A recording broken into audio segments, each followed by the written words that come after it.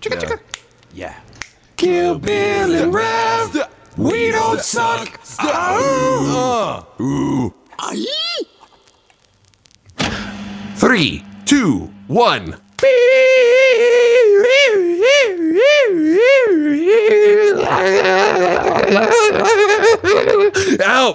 Help me. Ad time. No, please don't. It's too early. It's too early for ads, man. Bill, how are you, my friend? Welcome to the We Don't Suck podcast. I'm your host, Rav, and this is my other host, co-host, Rav, and we're here to talk about the ads. Yes, we're here with a brand new ad, and I am so stoked. Yeah, dude. Me too. I'm so excited. What is it? I'll tell you what it is. I know what it is. Okay. You know what it is. What is it then, buddy? No, you need to introduce it though. You already know, but I have to tell the people. I have to tell. Yeah. Okay, so you might be asking yourself sometimes, listen, I love Nintendo products. Is that what you ask yourself sometimes? It's not. You ask yourself if you love them? It's not a question. It was literally just a statement, but sure, I do think those things sometimes. But you might be asking yourself that. You might be asking wait, yourself, that's not a question. So wait, what's the Nintendo. question? I love Nintendo products. Question mark? I love Nintendo products? That might be what you're asking yourself? Yeah, I guess so. I'm very uncertain about my own feelings on things. Okay, so listen. You might be thinking to yourself, damn, I wish I had a Nintendo Switch, but I'm a broke-ass bitch and I can't afford one. I mean, I've got two, so I don't be thinking that. Yeah, but you thought that at one point. At one point in your life, like when the Switch first came out, you're like, damn, I really want a Switch, but I can't afford one because I'm a broke-ass hoe. That's like exactly what you said out loud. Perhaps. Okay, so listen. We're presenting a product to you. Imagine this. It's a Nintendo Switch. Uh-oh. But it's just been stolen and is sold at a slightly lower price. Introducing the bootleg Nintendo Switch. Rav, take it away. Technology. Let's talk. Quick. It's literally the Nintendo Switch. It's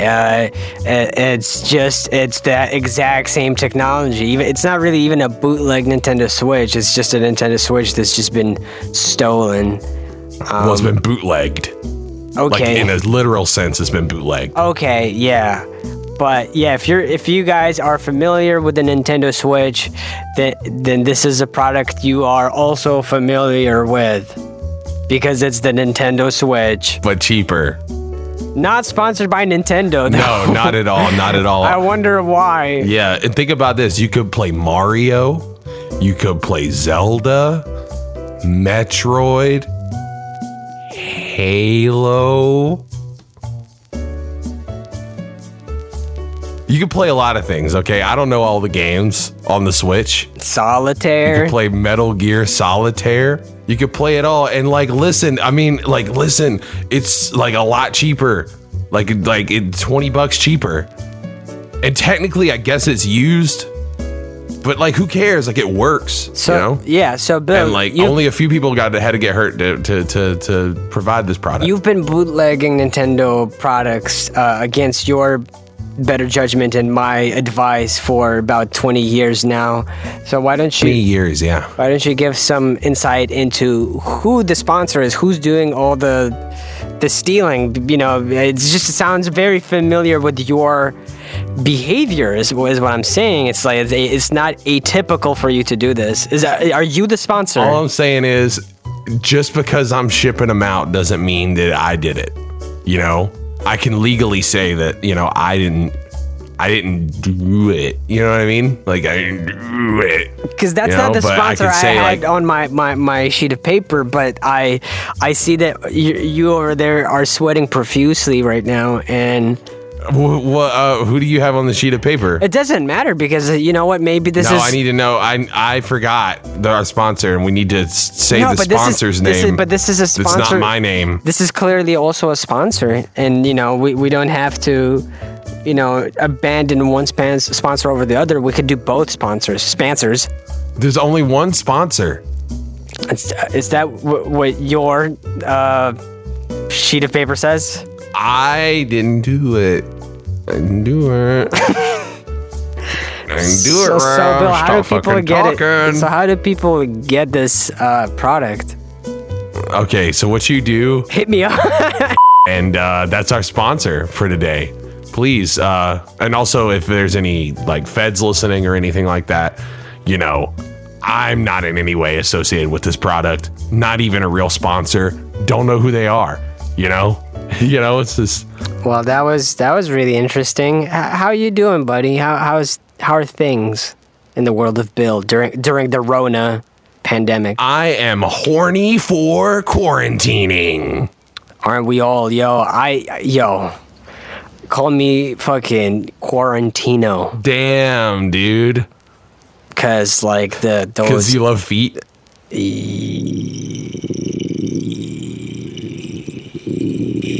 Yeah, everything's been good on this end too. You know, it's Yeah, man. Tell me. I mean, I know that we just kind of start every podcast now with like, yeah, we're inside and shit's falling apart outside in the world. Yeah. But have you had to venture outside at all, like for things like necessary things? A couple times. I mean, we've been put on actual lockdown 2 weeks ago. You know, when the podcast we were recording, where I was like, we're not on lockdown yet, but it looks like we're gonna be. I expect we're gonna be on it within like a week or two. That same week we were put on lockdown, like a couple days later. Yeah. So since then we've been on lockdown. Luckily, my girl and I always have enough of everything anyway. Yeah. You know, so in terms of like, you know, we have like 40 kilos of rice and mad kilos of 40 like kilos of Coke, pasta and Coke, you know, he gets it going, you know, canned foods and all that. Just so stay coked up all quarantine season. And, you know, like, you know, toothpaste, toothbrushes and different cleaning products, skincare, etc. So we're good. But we did have to venture out yesterday to get some additional ingredients, and yeah, it's weird. Yeah, but like I almost wish it was like that all the time, because it was so refreshing to just not have almost anyone out on the streets at all or in the store. Yeah, it was more calm and I felt less like anxious. And yeah, of course. I mean, especially when it's like normally like flooded with people. Yeah, usually, exactly. Right? So it's been. What about yourself? Have you had any like reasons to venture out? Yeah, I've had a few, but like, okay, I have the luxury of we're not on lockdown. Just recently, I mean, like a few days ago, they shut down all non-essential businesses. But you can still like get like food, like fast food and stuff like that. But we're only up to 6 confirmed cases now.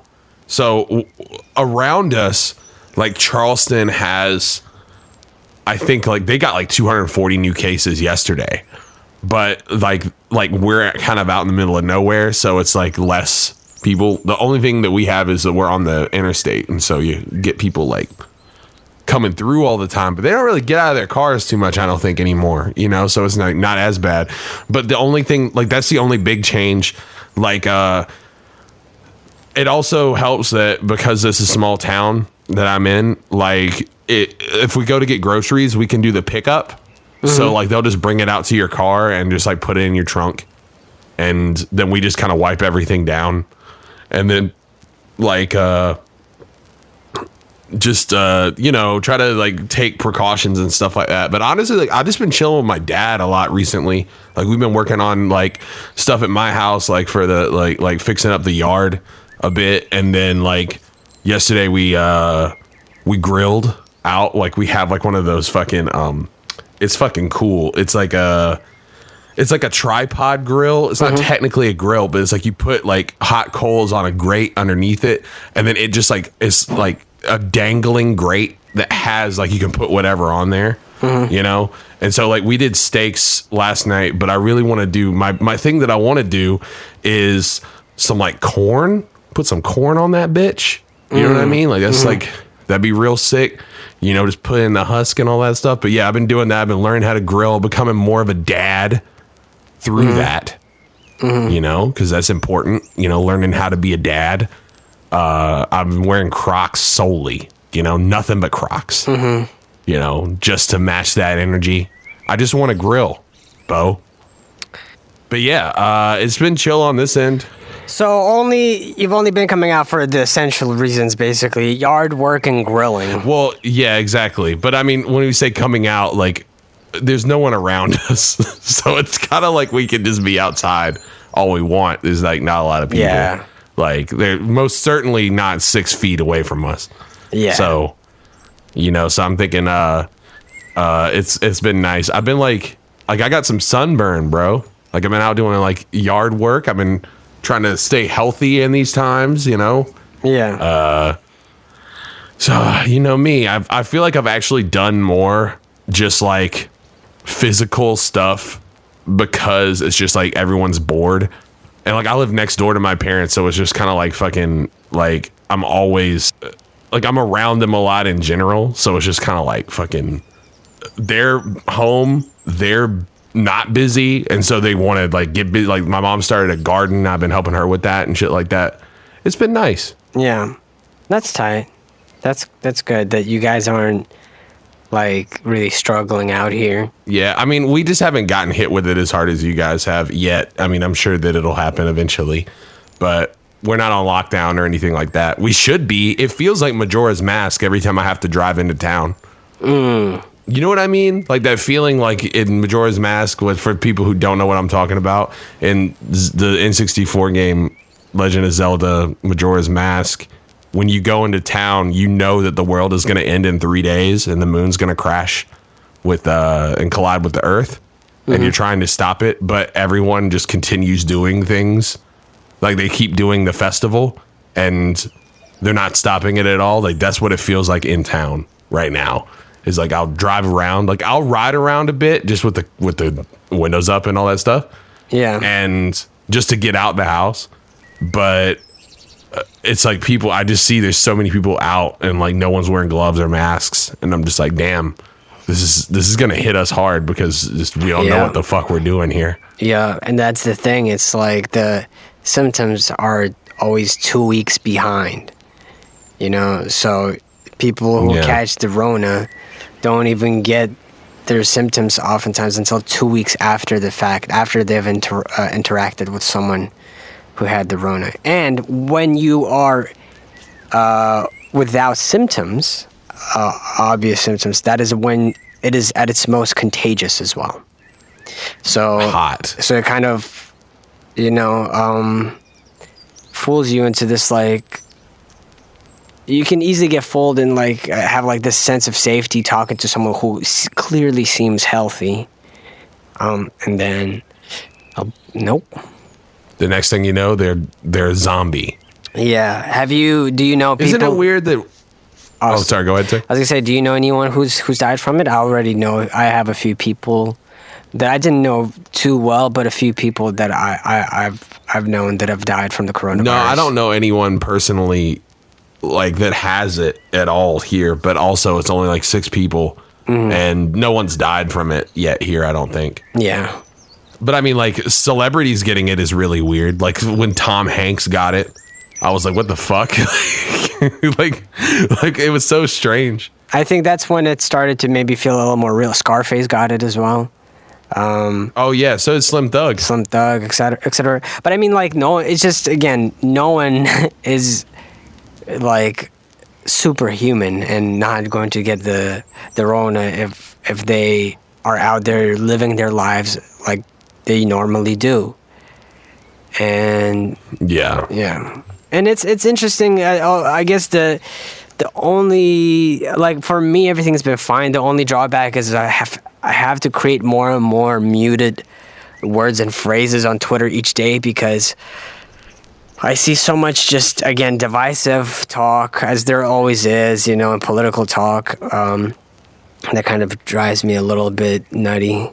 Like, I know that cancel rent is like a big sentiment right now, which is just obviously. Wait, why are we canceling rent? What did rent do? Well, people are saying rent should be canceled because a lot of people now are out of work as a result of like. That was a good joke, Raven. You just fucking shot it down. I'm sorry. It touched a little boy in a no place. That's what rent That's did. great. That's really good. Thanks. Okay. We Okay. just went straight to rent is a pedophile. Okay. So that's why we're canceling. No, but people were saying like, people you should cancel rent, blah, blah, blah. And it's like, fuck the landlords. But people aren't really applying empathy or just common sense.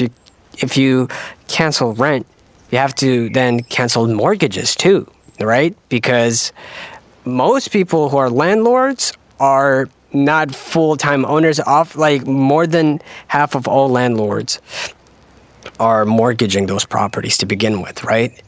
So, okay, so then you say, okay, well, fine, cancel rent and mortgages. But then you forget what your economy is built on. The banks. Because what do you do then? Then the banks are fucked if you cancel rents and mortgages. And then you could say, well, fuck it. Let the banks fall apart. Except for the fact that your entire economy is based on that. Yeah, I think that it's like way more complicated than just like the easy answer of just like canceling rent or like all things. I think that it's like, obviously me personally, I'm pro. Like, if there wasn't, like, a big backlash in that, like, actually fucking thing up, like, yeah, like, obviously people aren't making money. So, like, yeah, it'd be nice to not have to pay rent. But it's also, like, I'm not going to like, even sort of act like I know anything about the economy. I'm not an economist. I never took an economics class in my life.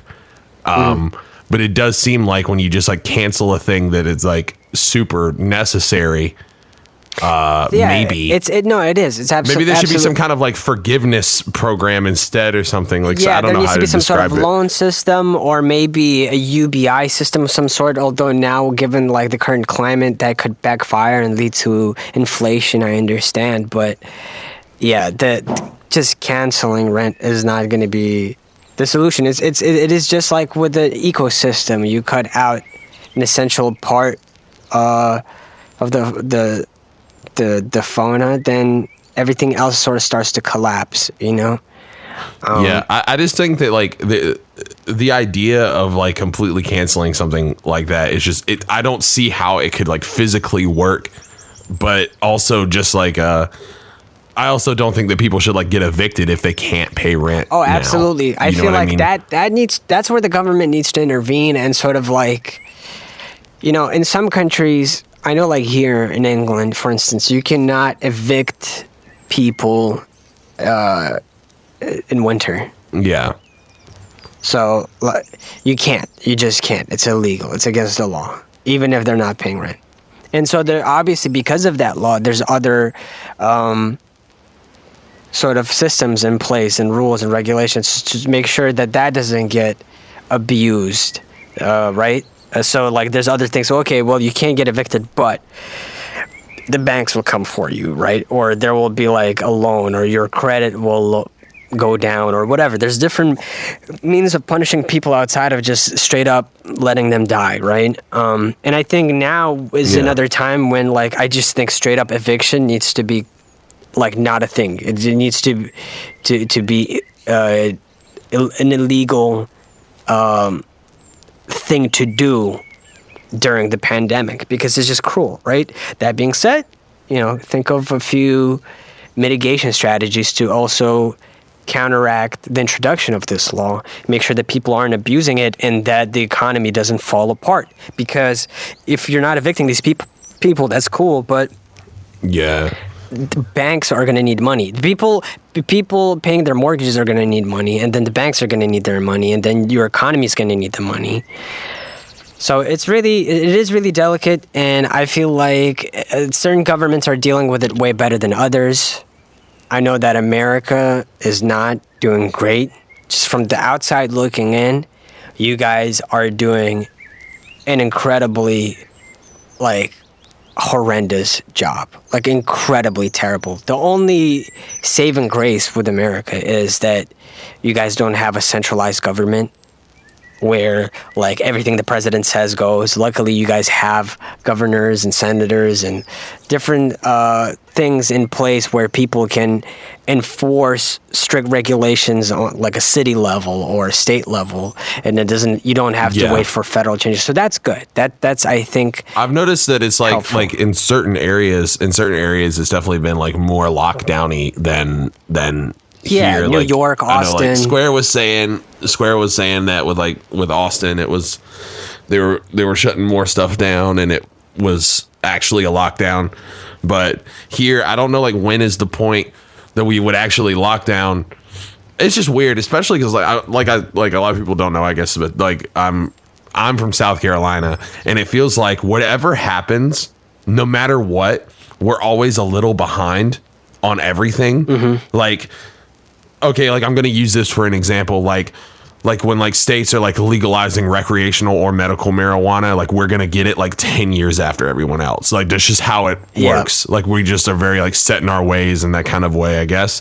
And so I predict, and this is my hot take. I don't even know if this is even a hot take. This is a cold take based off of like how things work. I believe that South Carolina is going to be like in the last 5 states to do lockdowns. Yeah. I feel like that's a fair prediction. I think most of them are going to be Bible Belt ones anyway, but the problem is that those city level and state level regulations and stuff is just not going to be good enough.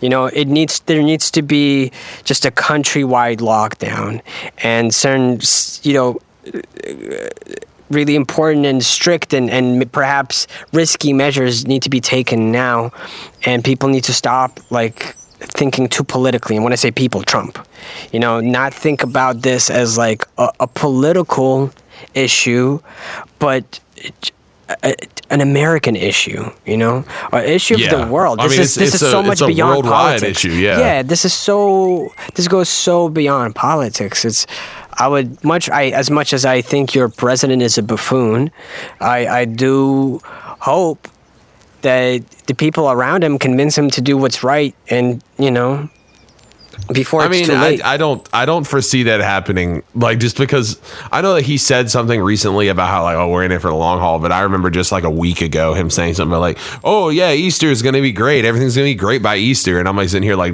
what the fuck are you talking about? Like, it's such a strange outlook. And like, regardless of like your opinion on like him as a president or as a man or whatever, mine is not very high. But I just think that in a time of like actual, like I would be just as critical on like anyone, like if they're handling it this way. It seems like so like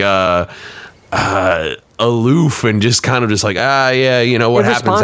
It's irresponsible because thousands and thousands of people are dying, and their blood is on his hands. That's how I see it. And people need to start taking it seriously, because what's the, you know, what do you do otherwise? Like, just New York kind of isolates themselves and waits until the rest of America is for sure safe, and like all these cities that are doing the right thing, what do they do? At what point do they say, all right, no more lockdown? They might say no more lockdown, but they might still restrict travel. Say like, hey, we don't want to, because it's like, you know, if there isn't a countrywide sort of lockdown, then someone, let's say New York finally is fine, they kind of recover and they let people travel again. Someone goes to South Carolina to see their cousin, comes back, and the dominoes start going all over again, you know? It's just, there's so much risk. And the sooner you guys do a total lockdown, the sooner this whole thing is going to end. A lot of people were like very optimistic, saying by April it would be done. Now a lot of people are saying June. I'm feeling a lot more pessimistic personally until I see a total lockdown in the United States. I don't foresee you guys having overcoming this issue until September, but then come fall, I've heard that scientists are predicting a second wave of the coronavirus occurring because I guess it's like a seasonal thing. People are more susceptible; their immune systems are more susceptible to catching it or something, and by then it'll probably evolve as well, so that the thing I can't understand about the seasonal aspect is like a lot of people are kind of like saying, I mean, I guess in an optimistic way, that it will be like the flu, and during like the warmer times of the year it will calm down a bit. However, like if you look at it, like isn't it in like a lot of like Middle Eastern countries, and like it's hot over there right now? Am I tripping? Am I weird? I mean, you could also say there's like a southern hemisphere countries in general. So like Australia, it's fall in Australia now. They're gonna have winter in a couple months, right? So there's plenty of countries like that. Same in South America. So, but yeah, what I'm getting at though is like because like strictly like a seasonal thing like that, like it is temperature based. Like when they say that, like it's not just like there's a particular reason why, like because like influenza can't live as well in hot climates. That's why like you have a flu season, and that's like usually when it's colder. You know what I mean? And so like but I don't see how you could predict like, oh, this is seasonal when you look at other areas that are struggling bad with it right now, and it is hot in those areas. Do you see what I'm saying? So I'm like, there's that. And again, I don't know the reasons behind this. I'm not an expert by any means, but I've heard this being cited multiple times. I'm sure you have too. And I'm. It's probably not so much because it's more likely to spread for weather reasons, or whatever. I think it's probably more so that people might be more susceptible to I don't know, maybe your immune system is a little bit working a little bit overtime during the colder seasons. Again, I'm definitely nowhere near being an expert in this area, but if that's true, if there is going to be a second wave, and by then it's going to continue to mutate, it might be a completely new beast for all we know. Dude, this is what I think is going to happen. Okay. I think that it was actually a virus that was engineered by the Illuminati, and they're trying to kill off everyone who's not a reptilian. Take it away, Rav. Tell me about it. What do you think? What's your opinion? Listen here as Bill's poor attempt to segue into a talk about conspiracy theories fails. Point and laugh at him.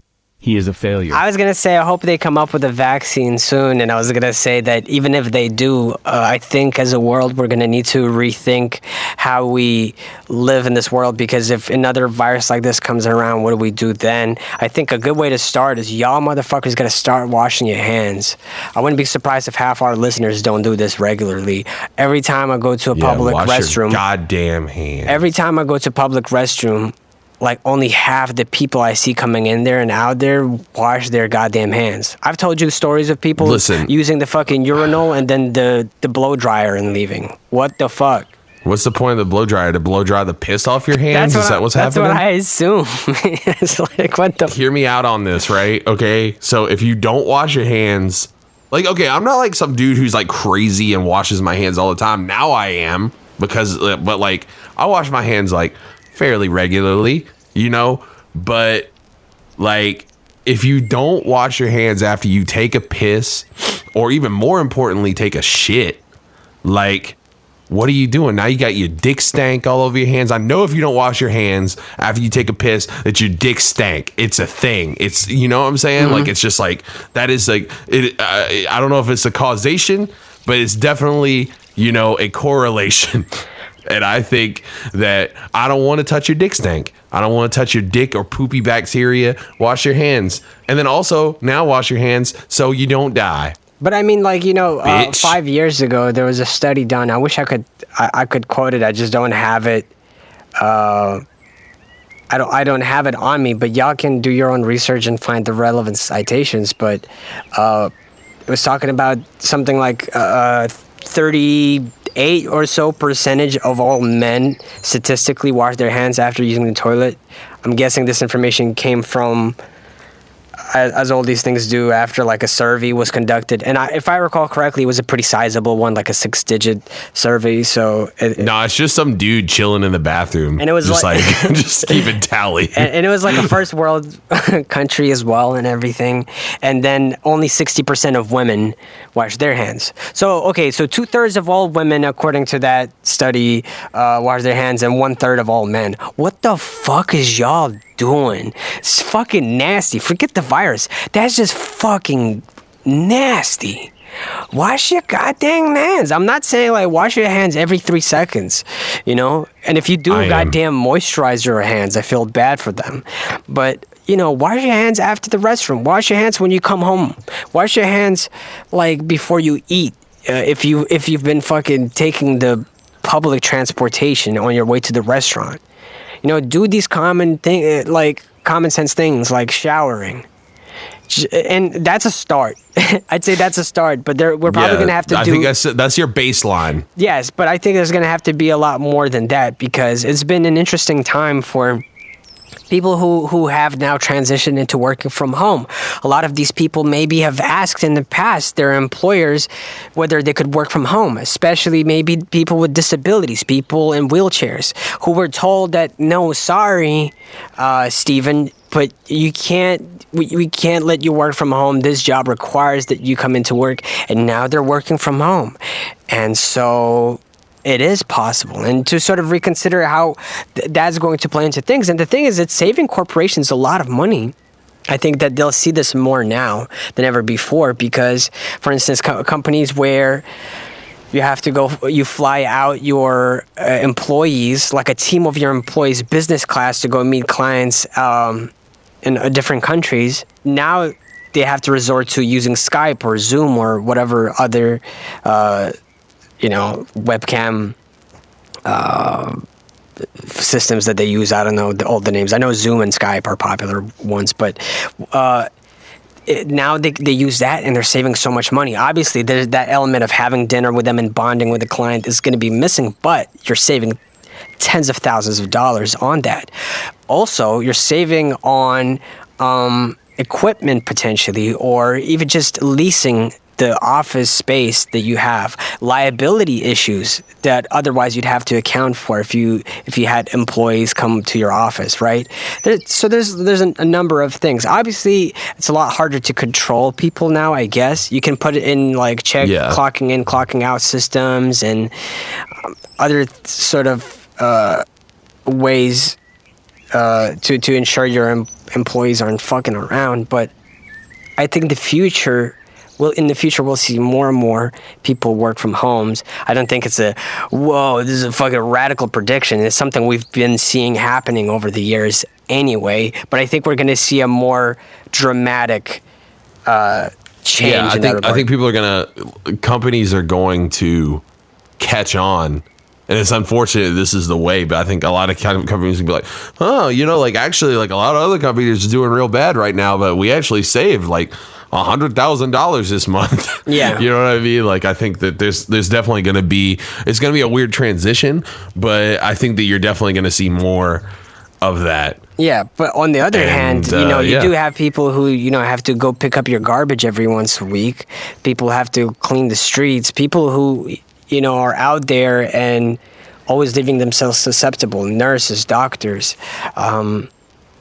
construction workers. Construction workers are still out there working during this lockdown. Yeah. And I don't understand what the reason is. It's like, well, look, they're not interacting with anyone except for their own fucking team. So what if one of them catches it halfway through the week because, I don't know, a member of their family had it and they just didn't catch it immediately from them? I don't know. It's just a lot of people are being put at risk because of the kind of work that they do. And a lot of people have been told to go home and been laid off and are now out of work. They might be getting like a check for the next 2, 3, 4 weeks, but then that's it. There's no safety net. The government needs to provide that. Again, whether it's in the form of UBI or something else, something needs to happen there. And again, a strategy needs to be put together for the future. And the way I personally predict things are going to happen is we're all going to work from home, And for all the things that we can do from home, for the most part, are going to be automated. And that's the future I see 20 years from now.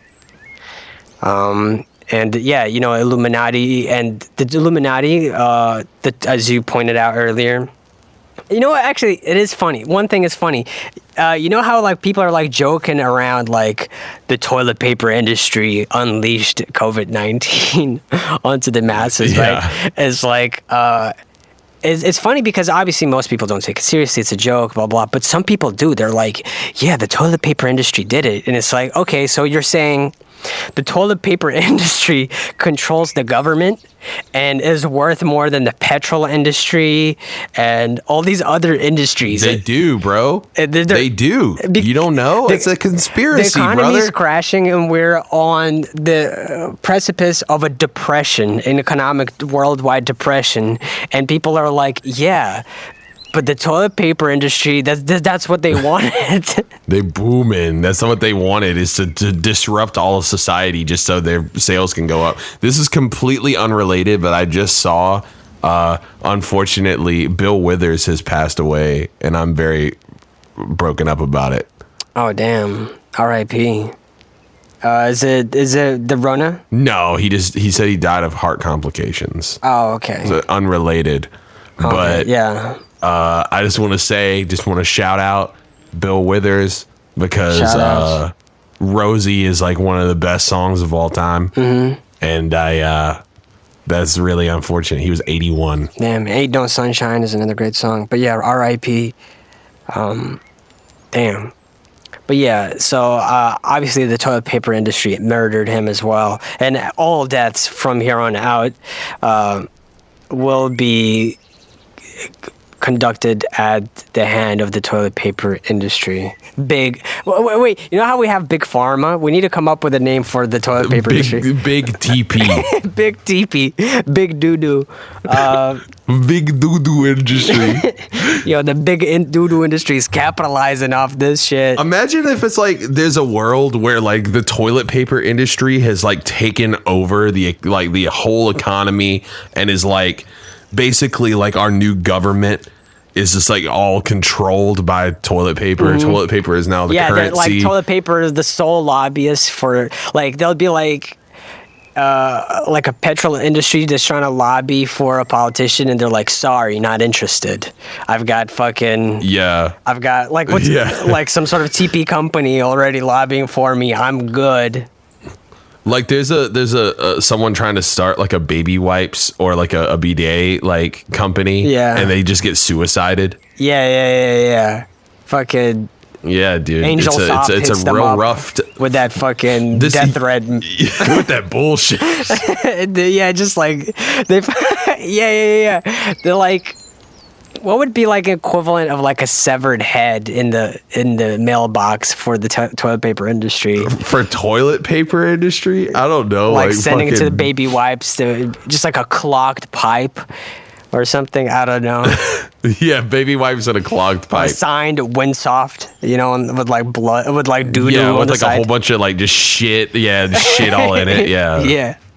Yeah, you wake up and you roll. Like, honestly, I think I would like rather roll over to a horse's head than like a shit field pipe. Yeah. It's so gross. Like the horse's head would be awful, but it would just be scary. Like it would be like, and I would be like, wow, you killed a horse. Like, why would you do this? Yeah. You know? But we don't know. It could have already been dead. But anyway. But the shit-filled pipe somehow does feel more unhinged. I agree. Especially if on the side it's signed in doo-doo, just as Kleenex or something. That would terrify me. Yeah. Yeah, I would fucking. But it's like also just like the cleanup has got to be real bad on that. Of course, like I never thought about the cleanup of the horse head. Like, how do you get rid of a horse head? Just you bin it, bro. You fucking throw it in the trash. You just put it in the recycling. Yeah, you put it in the green bag. Yeah. No, I mean like. You know, you could bury it. No, like it's a pig head. Like you can't just like throw away it or whole horse head. Can you either bury it or cook it if it hasn't gone bad? I guess if you're into that.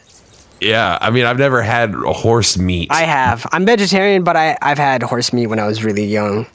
How was it? Was it weird or? What did it I taste don't like? remember it too well. Just the only thing I remember, I don't remember the taste. I just remember it being tough, and I don't even know if that's inaccurate. What is the weirdest thing you think you've ever ate? I've eaten bears, horses, frogs, Damn, sharks. bear. How was? Do you remember what bear tastes like? No, gamey. I don't know. It's like a lot of these memories is just like it was normal to me, especially because like a lot like my family, a lot of like my grandparents and everything like come from like these like post Genghis Khan tribes, like formerly Mongolian tribes and everything. And so a lot of the things that were okay to eat just kind of it was like a cultural thing steeped in hundreds of thousands of years of tradition. And so when you try horse meat for the first time as a kid, it's not too much different than trying lamb meat for the first time as a kid. Yeah, of course. I was never really into meat though in general before I became vegetarian, which is crazy. I've been a vegetarian now for half a decade, right? That's nuts. It was just going to be an experiment to see if I could last a week, and it's lasted that long. But and it's not hard. Longest week of your life. And the best one too. But I was never like really into meat. I loved birds. Like chicken was always my favorite. I fuck with turkey only if like it was just like drenched in applesauce. I fucked with duck heavy, big time. Like, you know, real duck is good prepared duck. I feel like duck is like the good like meeting ground between like a chicken and a turkey. Yeah, like definitely. It has like all the good things about a turkey and the good things about a chicken, like dry. The flavor of turkey. Yeah, exactly. And if it's done dry. right, I feel like turkey can be good, but it's like so easy to fuck up turkey because it's such a big bird. Yeah, like in general. And I feel like applesauce I've had is the really, cure really good turkey to turkey's dryness for me. Yeah, I don't know though. Like I've always been like an applesauce and pork chop guy. Like I've always put pork chop, but like I've never really done applesauce. We do gravy with the turkey. Yeah, pork. That's like always been our thing. I fucked with pork as well, but then everything else. I was never a huge fan of beef unless it was a steak. I fuck with steaks of most kinds and varieties. Yeah. But outside of that, not a huge fan of beef. I hated lamb. It was so fat and gross and stinky. Like, it was so pungent. I kind of feel the same way about lamb. Like, I think lamb's, like, okay, but I'm not, like, a very picky eater at all. But, like lamb is kind of one of those things that's, like, I'll eat it, but I'm never going to, like, go buy lamb. You know what I mean? I'm never going to go like, oh, I want lamb chops. You know what I mean? But if it's like someone's making it, I wouldn't be like, oh, no. Yeah. You know what I mean? But chicken really ended up being the kind of like, I guess cows as well in a sense, but just kind of like, oh, yeah, these are the animals. Yeah, okay. If you think about it, like the animals we farm the most is what is the most delicious, I guess, right? Because that's why we farm them. We over-farm. There's more chickens that die per year than humans have existed in our entire sort of existence on this planet as a species, which is crazy. It just shows you how much we're really after eggs and just chicken in general. And with cows, it's obviously the milk and their meat. And then pigs, you have to think pigs is like an incredible outlier. You know, it doesn't produce milk that we mass produce, or definitely doesn't fucking lay eggs. So it's just its meat. It's so fucking delicious on its own that we farm these animals. And to the extent like that we farm these animals where we just don't give a fuck, we'll cut, you know, the chickens are cooped up oftentimes so close to one another that they can't even really turn. They're constantly facing forward. The only thing they can turn is their necks. And chickens, when restricted like that and panicking and everything, they get really violent and tend to poke each other's eyes out sometimes. So that's why in a lot of these farms, they just straight up remove the beaks off the animals. It's fucked up. So that they don't do that. Yeah, like slaughterhouses and stuff are real fucked up. I also want to point out that like I know that it's a little bit more expensive, but like if you like there's like an actual correlation between like the stress level of an animal and like how it tastes. Yeah, there is. That's right.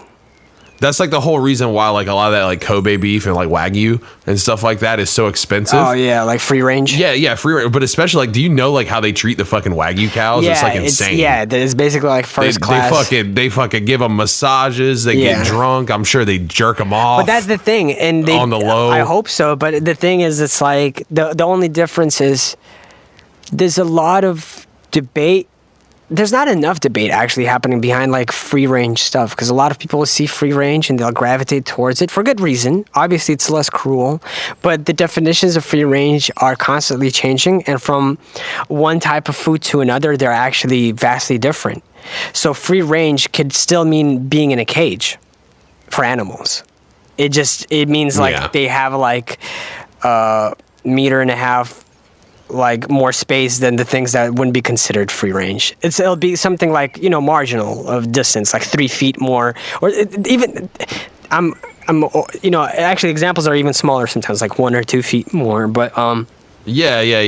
I think I think it would depend on the animal, but also just like the regulations for that animal changes for each different thing. So every time when I hear free range, when anyone hears free range, you think they're roaming around on the fields. Think like, oh, they're like fucking, they're walking around. They're happier than I am. Right. I want to kill myself. But that's the thing. It's not the. So it's like what it sounds like, right. And it's not. That's what it sounds like. You think like, oh my God, they're out there living their best lives. And you know what? Sometimes that may be the case, especially farmers that, you know, take care of their animals and really care, or have like that.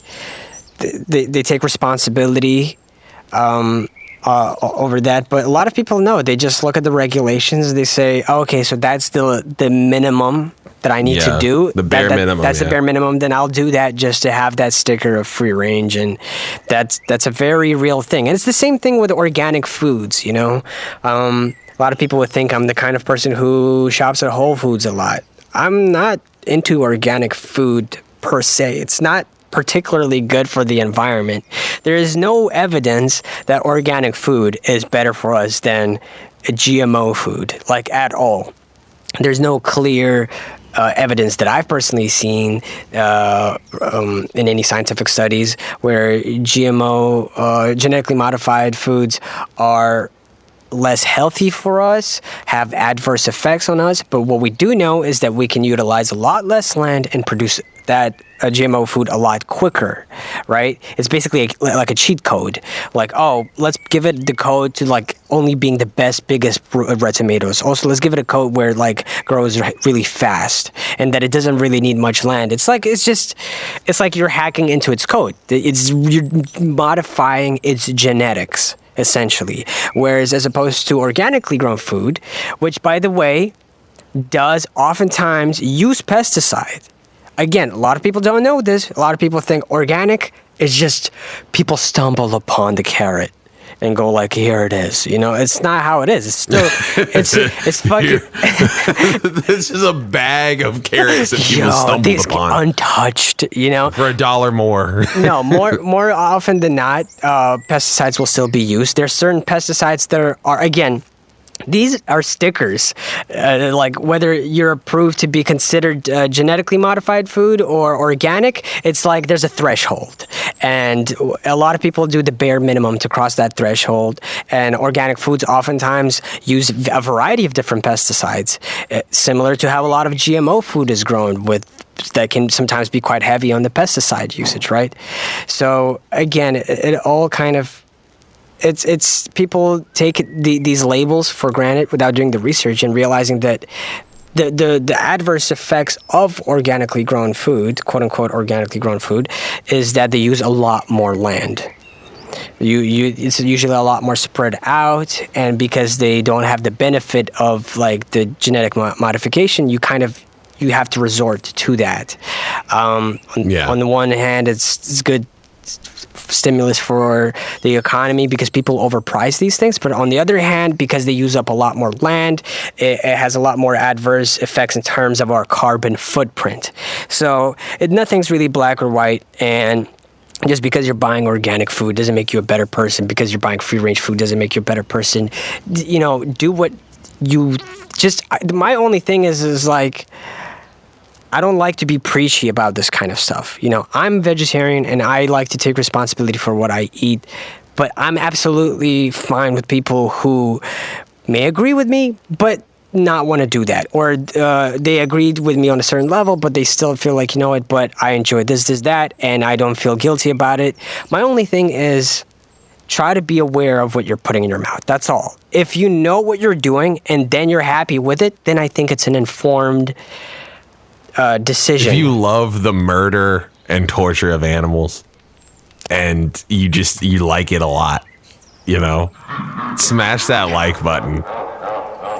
I mean, if you're willing to look past it, if you're willing to look past the horrendous treatment for the thing, then I think that's absolutely fine. It's just that if you're unwilling to at least do some research or look into it or know what you're putting in your mouth, then I think it's a little ignorant in the sense that, I guess it's kind of how we talked about, like in the past, some people are like, oh, you shouldn't listen to any music or engage in any art unless you know who's making it. I'm not going, I wouldn't compare it with that because, again, I think people should be able to enjoy art freely. The reason I say with food intake is because it is something that you're putting inside yourself, and it is something that there's other lives at stake. Like in terms of chickens, it's like millions and millions of chickens, right? And again, if you're fine with that, again, I'm not going to tell you to do this, that, or the third.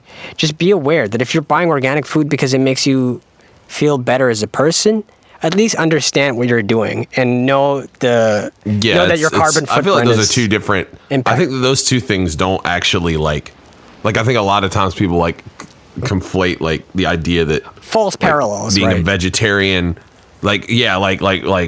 vegetarian and eating organic is the same kind of lifestyle, and I don't think that's necessarily true because I think one is a moral.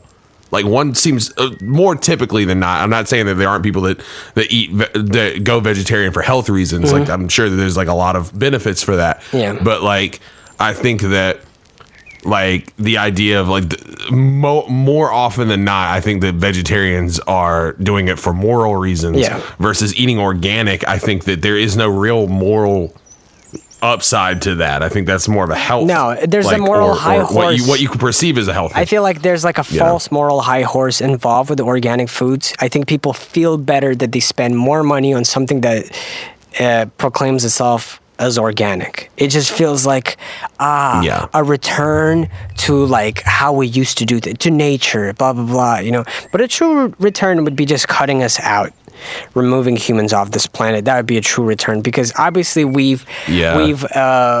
there's just just in terms of how many of us there are now, it's insane.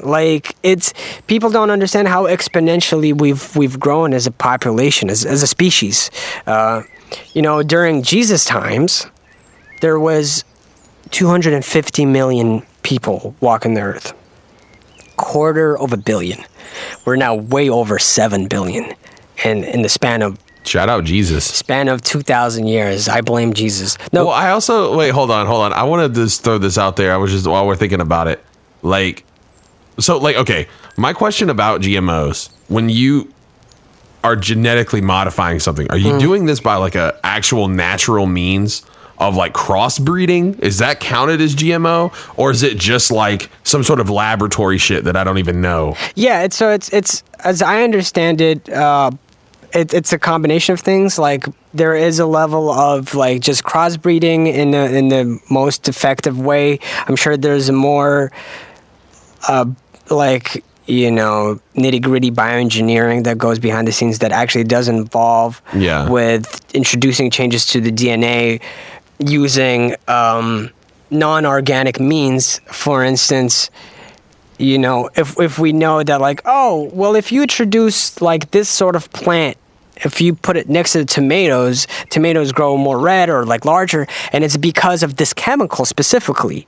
So when we produce GMO foods, I assume what we could do instead of introducing this organic thing, we could be let's just isolate this one chemical because it's the only thing that's really relevant here, and then introduce it in the form of a food for put it in the water for the food, right? Just introduce this chemical because we know it's going to benefit it this way. Also or introduce it in our pesticide, where it's on the one hand it's going to protect it from these insects, blah blah blah. But also at the same time might stimulate certain beneficial things or whatever, But even as I said, even those chemicals come from our understanding of how do things work. We could just isolate those chemicals, but they're still natural. It's not we're just they're they're in this universe. You know what I'm saying? Like they're part of the system. My question though is just like I've seen a lot of people talking about like I'm eating organic non-GMO avocados, but they're Haas avocados, and like those didn't exist before people. Like that's some shit. Okay, so I watched this YouTube video a long time ago, and it was talking about like all the different fruits, like how they started versus what they are now. Yeah, like crossbreed. Like carrots used to be a different color completely. Before. Yeah. Strawberries were white and they were smaller. Yeah, carrots were like purple, like, I think, or something. It's crazy. Yeah. Something crazy. And like, but the big one for me was the avocado, because like the original avocado, because there's a bunch of different kinds of avocado, and I always thought that it was just like, oh, this is like like the smooth green skinned ones that are almost like more fruity kind of thing going on, or like they're like more fruit texture. Like, I always thought that was like, oh, this is just like a different species of avocado. Like, no, actually it all started as one. And it was this small, like, like the seed of an avocado. It was like the seed, and then around it was like a thin layer of fruit, and that was it. It was like an inedible fruit. Like you could eat it, but it wasn't enough to eat, And like I did not know this, but the Haas avocado, like the most I call it the Godzilla skin. Yeah. Like the most popular avocado, they weren't around until like the 1920s or something like that. Yeah. And it was a man whose last name was Haas. And that was like, he was the guy who like made it. And it's like also the same idea with like peppers. Like, I mean, you got, especially South Carolina, we're really known for our hot peppers because we had the Carolina Reaper and also Pepper X. And shout out Smoking Ed Curry. He lives like literally like 30 minutes from my house. Oh, that's funny. But yeah, like, fucking, like those are just like there's a whole multitude of just like species of peppers through crossbreeding and stuff that exist that would not exist if it weren't for humans. And I think that people hear the word GMO, and I don't know if that's technically being like GMO stuff, but I think people hear that and just immediately think, yeah, exactly. Like, people immediately people assume that like, oh, we're intervening. And the thing is, again, I can't claim to know enough about this to speak about it like as if I'm some sort of expert. I'm sure there's definitions. Maybe crossbreeding isn't like a GMO approach. Maybe it has its own thing. I know that a lot of times GMOs work, if not exclusively, is just like a change or introduction of a specific gene. It's kind of think of like if we could. If like a baby was going to be born and you could ask the doctor like, hey, just one thing, can you make sure it has blue eyes? And they altered the gene to ensure that like one gene so that it has blue eyes, right? And it's my understanding is that that's how a lot of the times GMOs work. But I think what people are worried about is they hear genetically modified, they think it's inorganic, so it's untested. So introducing this one little thing, it's going to make the tomato way bigger than it usually is and juicier, and that may sound good, but like what adverse effects would it have on us? And the thing is, it's if you did more research, then you would know that people wouldn't be introducing things and I mean, people I'm sure have in many different things like makeup and stuff like that in the past. But I think people are better about this now than ever before, although still we can do better. But people test these things, and people are not going to be like, hey, you know what? I'm just going to introduce fucking mercury into this like tomato, right? What do you think about putting some mercury in your tomatoes? Yeah, you bite in, it's just fucking metal. Like, it's gonna be liquid real juicy. metal in your mouth. It's gonna be real juicy. Oh, it's so juicy. Yeah. Yo, this is totally off topic, but have you ever seen that episode of King of the Hill where he's getting Bobby to carve the turkey? No. For Thanksgiving? No. Okay, well, there's this part where he's basically training Bobby how to like carve the turkey for Thanksgiving, and in his training run he like basically introduces obstacles that would actually happen at Thanksgiving, and like as he's going to cut it he yells like, oh, it's so juicy. like and it like fucks him up. That's hilarious. That's what I imagine, like that voice when you bite into a mercury filled tomato. But like Prince Charles, who now by the way has the Rona as well, he was like Damn, dude. How did you give him that? I sent him fucking a pipe full of Dookie and Rona. But Awesome. But he's infamously against GMOs. I don't know if he still holds that stance. For a long time, people were because he doesn't want mercury in his fucking tomatoes, dude. What the fuck is wrong with you? Why would you want him to? You gave him the coronavirus, and now you're saying that he has to eat mercury-filled tomatoes? What the fuck, dude? And the problem was not necessarily that, but everyone's entitled to their opinion, but his opinion was ill-informed. In interviews, when asked why he was against it, his reasons weren't actually informed in a way that, aligned with factual evidence, with what was actually happening. It seemed like he was more against the idea of modifying things rather than knowing what actually that does, what are the technical implications. You know what I mean? It's just that it's ignorance. It's pure ignorance. It's not... I don't think it's malicious necessarily, but I do think probably not. I think a lot of times, more often than not, it is ignorance in that kind of way. And I do understand. Don't get me wrong. I'm not bashing organic food in a sense of I understand if you want the closest thing to just someone ripping the fucking potato out the fucking ground, that's gonna be the closest thing, and that's it. Mm-hmm. Okay, but I think I understand if you want that and if you're willing to pay more for that, but I do think that it's just there is definitely no evidence to say that these are bad for you. I think that they're fine, and honestly, I think everyone's gonna be fine. It'll be all right. We'll get through it. Life will be all right.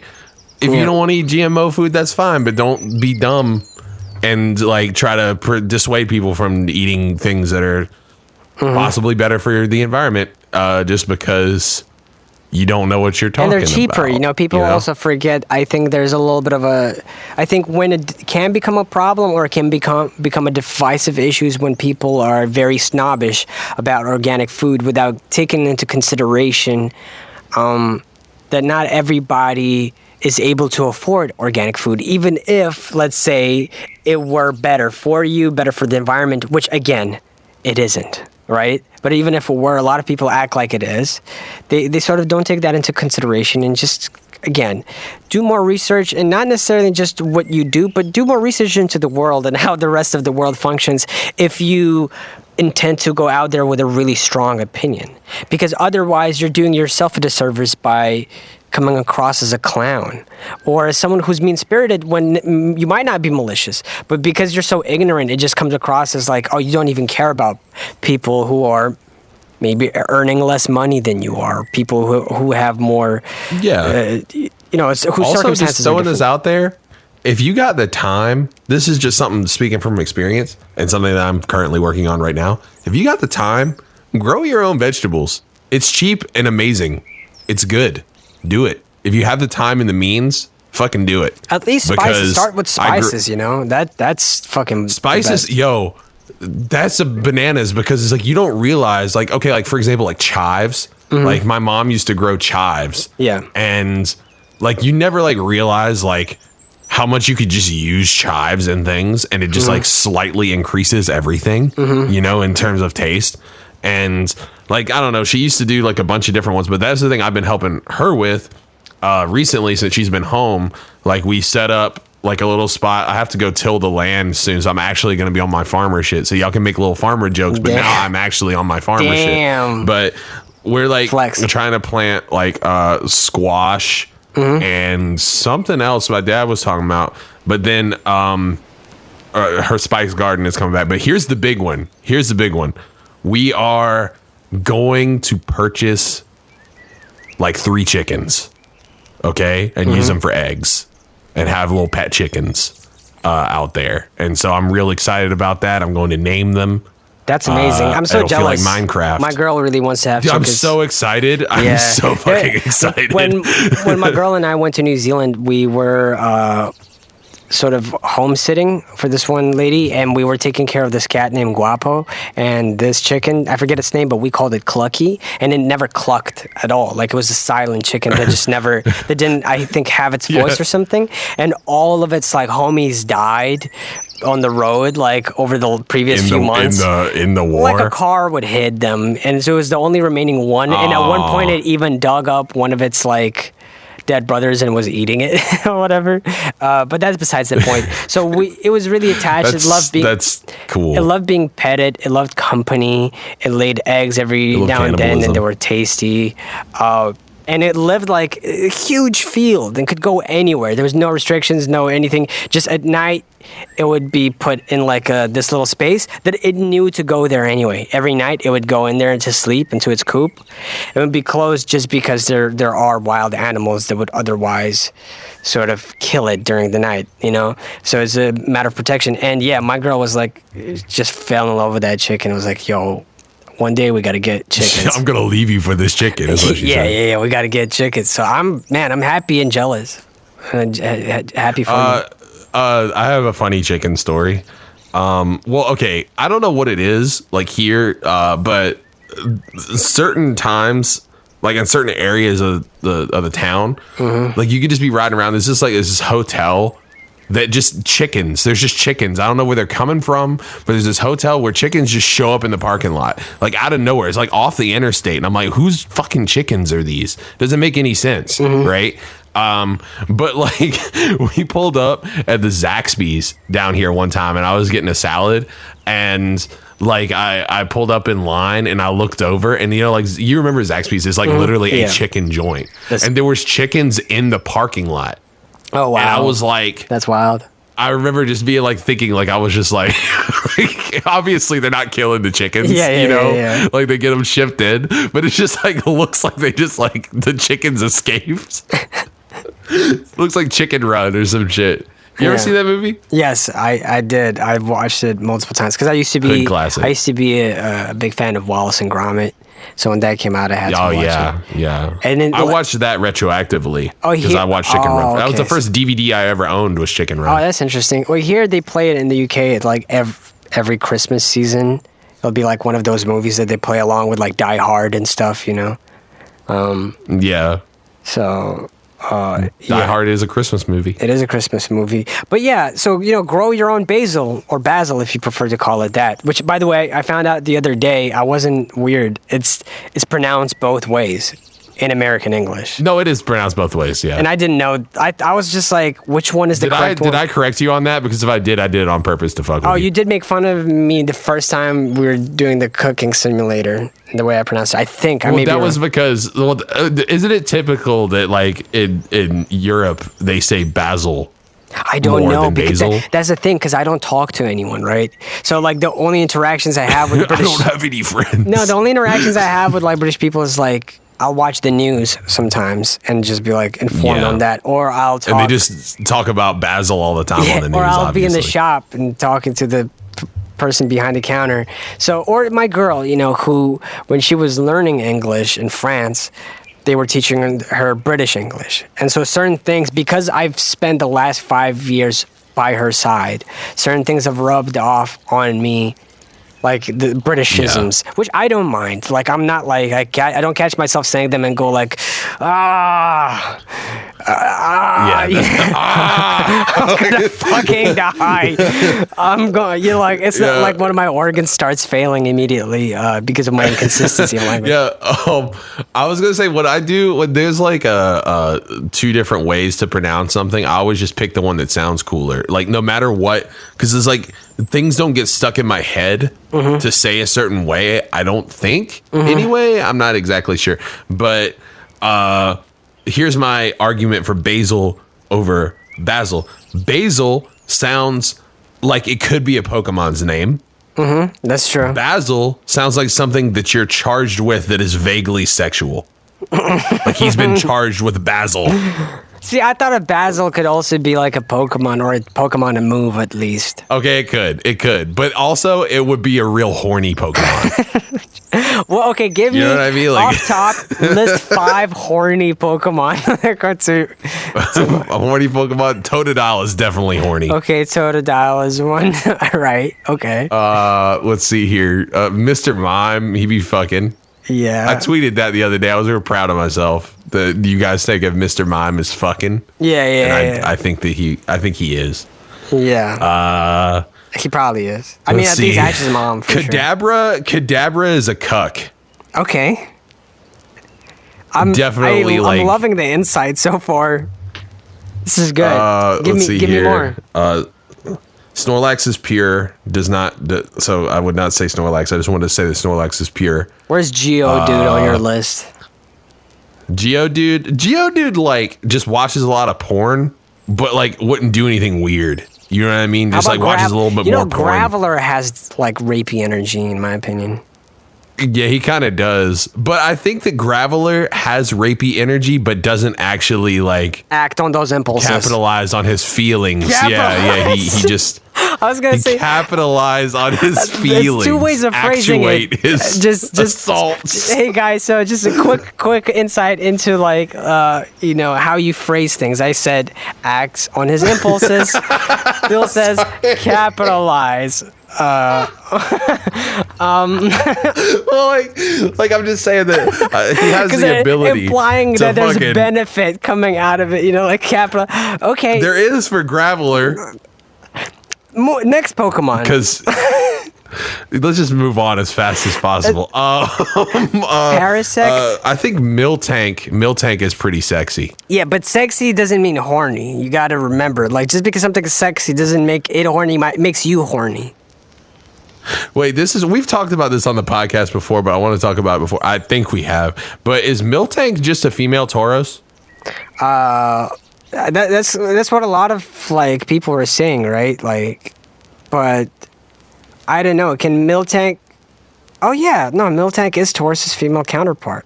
You're right. But they have like a different move list and everything, or is it like similar? I assume it's somewhat similar because they're like. Oh no, they're pretty different. They got to be pretty different. I mean, they're both normal types, so by default they're gonna have a lot of overlap. But I know like Miltank is most famous for rollout. You know, in Pokemon Gold and Silver, Yeah. like what was it, Well, the second Tauros gym? was- Where just fuck you up, or third gym? Yeah, okay, see, all right, I'm looking at the stats. The stats are like wildly different, but I guess they're probably wildly different for like actually no, they're not that different. Now that I'm looking at it, it's just like a slight. It's got more defense, less attack. HP is a little better on the Miltank. Yeah, so it's like kind of like the equivalent of like a Nidoqueen versus a Nidoking. Like they're similar in some regards, but their stats are a little different and stuff like that. So I guess that's true. But yeah, dude, Tauros was like a fucking broken Pokemon in the first. Was he? In the first gen. Yeah, like competitively, like Tauros is like a top 5. Like in first gen. I don't remember that. I mean, that's the thing. When I didn't get competitive until like way later. You know, like probably by the time Platinum came out. The only reason I know this is because I watched this video series called like I can't remember exactly what it's called, but it's like how good was blank actually, and they go through each gen and like tell like how like they will be used competitively, and like Tauros is, it's like I fall asleep to it because it's like just engaging enough to like keep me occupied, but it's also like kind of boring. Like the subject matter is like stats and like all this other stuff, so like I falling asleep to that, and that's kind of funny. But yeah, Tauros was broken, Alakazam was broken, any psychic type was broken in first gen because like it was so unbalanced. Yeah, well, like, it was crazy unbalanced. That's true. Yeah, I think Alakazam, Tauros, and then like Dragonite was up there, but like it had that really glaring ice weakness. So like it could get fucked Was up Jinx really pretty easily. good? There were several checks. Jinx was good Because it has like a Jinx was really good, like. Well, any psychic type in first gen was like broken because there was no like, okay, Was it Psychic special Ice or wasn't just Psychic separated. back then? It was psychic ice, but like anything that had psychic in it was usually pretty strong because like there was no checks for psychic. Like bug was a check for psychic. Like bug was strong to psychic, but there weren't enough powerful bug moves to keep it in check. Yeah. Whereas like with like dragon, like a lot of people thought dragon was, but like dragon moves, well, there was no dragon moves that would actually be super effective because the only dragon move was dragon rage. But then like ice was like blizzard is a really good move. So like any dragon type could get fucked up, you know? Yeah. And like there's like a bunch of them that were like that. Like Gyarados has really crazy attack power. Yeah. But like if you hit it with like one fucking weak ass thunder punch, it'd die. I was just saying the biggest thing is that special wasn't separated into special attack and special defense yet. So like if a Pokemon knew like amnesia, like it was just broken. Like Slowbro was like fucking so powerful because it had really like high HP, Slowbro, high defense, and then it knew amnesia. So if it knew amnesia and did it twice, then it's like special attack and defense would be maxed out. Like it'd be like 1,000 or something crazy.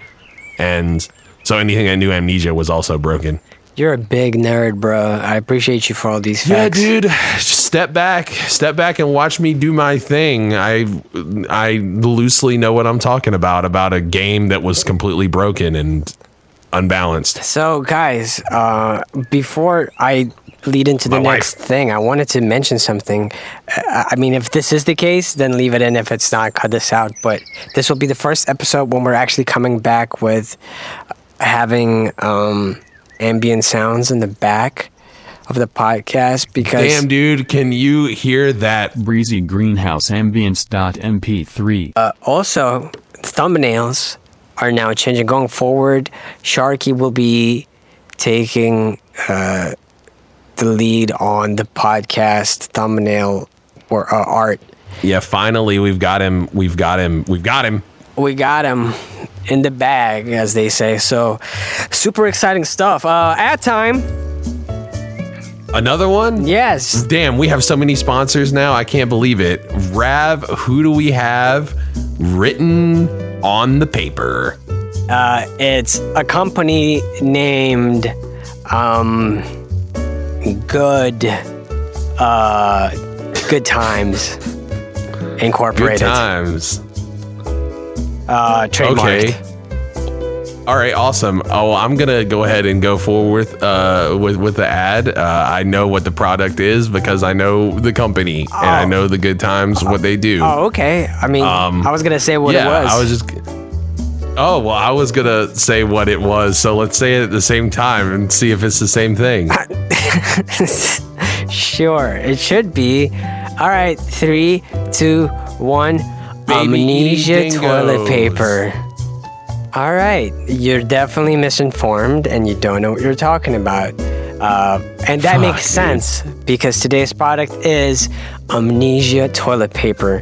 And ordinarily, I would go to Bill for this, but unfortunately, he's been testing this product and therefore he cannot recall it.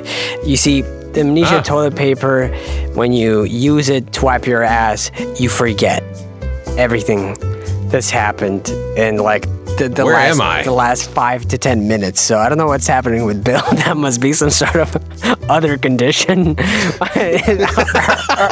Early onset dementia. The Alzheimer's is kicking in, bro. Yeah, early onset dementia is definitely a bitch. But so the reason this product has been created, you might be asking yourself, who's asking for this product, Rav? Honestly, everyone is. And it's, sometimes you have a really gnarly shit and it can change your perspective on life and you don't look at yourself the same way. Think about it this way. Let's say you are a princess of some country and you're innocent and supposedly pretty and whatnot, right? You're like, oh, and I have uphold this image of myself, and you start to believe it, right? Or you're an influencer or a cam girl that's like goes for like a very cute thing. Then you have a gnarly diarrhea dookie buffalo shit, right? And you're like, damn, I can't look at myself the same way no more. I did that. You look in the toilet and you're like, I made that. Jesus Like Christ. everything cute about you has been stripped away because you look down at the fucking monstrosity that just came out of your asshole. and that's you. You're looking into it like a mirror, and you think, damn, You made it, so it is you. you are what you make. And if you shit and that's all you do, then maybe that's what you are. You know, you start thinking to yourself. And luckily, we have Good Times Incorporated trademarked amnesia toilet paper. With every wipe, it wipes the memory of the last 5 to 20 minutes. The potency depends on the amount of plies that, applied. So yeah. Which applied. You see what I'm saying? And so it's great. Buy the products. Now the only downside is if you wipe once, you might be like, what's happening? And just kind of drop the toilet paper and just walk out the bathroom and forget to finish wiping and flushing and everything, right? Or sometimes you may have like a weird traumatic experience where, like, what happened? You look down and it's still your shit. You're like, oh my God, who did this? My ass, why is it dirty? And then you wipe it again and you forget. The idea there is that you look in the toilet, you are horrified, but you're not convinced that it was you who made it. And that's where the strength comes from, right? Of the toilet paper. So worst case scenario, you didn't wipe enough, but whatever. You're going to take a shower eventually. 2/3 of all men don't even wash their hands after a toilet. So you're Apparently apparently. So you're not in the minority if you're a man and you're using this product anyway. So it's okay. It's a small sacrifice, right, for innocence. The reintroduction of innocence into your life. So yeah, dude, I can't stop wiping with this toilet paper. Like even when I haven't shat, because I like just forgetting.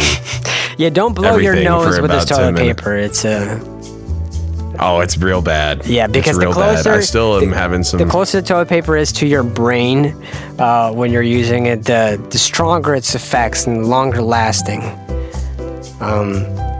And it's largely untested, and so strongly advised against it causes cancer.